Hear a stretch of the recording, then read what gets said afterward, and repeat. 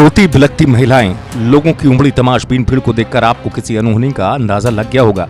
इस खबर ने 7 जन्मों का बंधक कहे जाने वाली शादी जैसे पवित्र बंधक को बदनाम करने का काम किया है।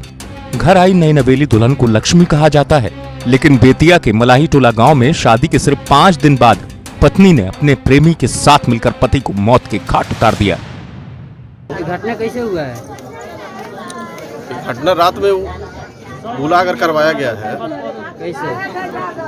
और उसका 4 दिन पहले शादी हुआ था। वो कह रहे थे कि हमको नहीं रहना है। जिनका हत्या, उनका क्या नाम हुआ जी?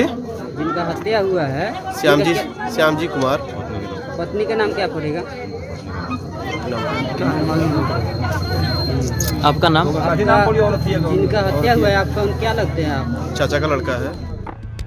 मृतक युवक श्याम जी शाह की शादी इसी महीने की 14 तारीख को पूर्वी चंपारण के गोविंदगंज की रहने वाली दृष्टि देवी से हुई थी।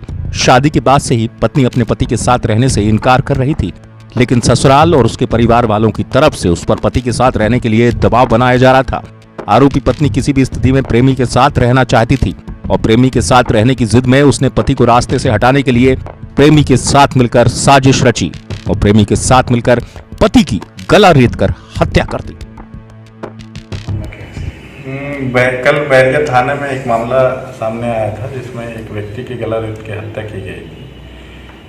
पुलिस द्वारा छानबीन करने के बाद और वहां परिजनों के द्वारा जो बयान दिया गया है उस आधार पर पत्नी या प्राइमा फेसी स्पष्ट हुआ कि पत्नी के द्वारा किसी को बुला के हत्या की करवाई गई है या कुल मिला के जो है ये षड्यंत्र में पत्नी कुछ लोगों के साथ शामिल रही है।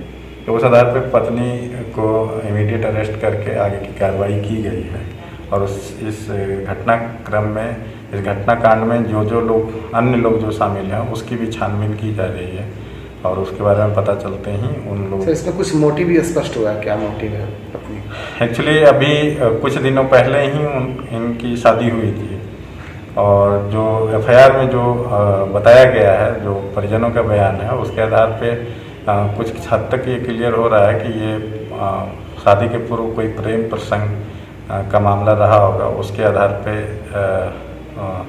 जो एफआईआर में जो बयान दिया गया है उसके आधार पे यह स्पष्ट हो रहा है कि उसी सिलसिले में ये हत्या। मामले में पुलिस ने आरोपी पत्नी को गिरफ्तार कर जेल भेज दिया है और गवर्नमेंट मेडिकल कॉलेज में शव का पोस्टमार्टम कर उसे परिजनों को सौंप दिया है। पुलिस मामले में अन्य आरोपियों की जल्द गिरफ्तारी की बात कह रही है।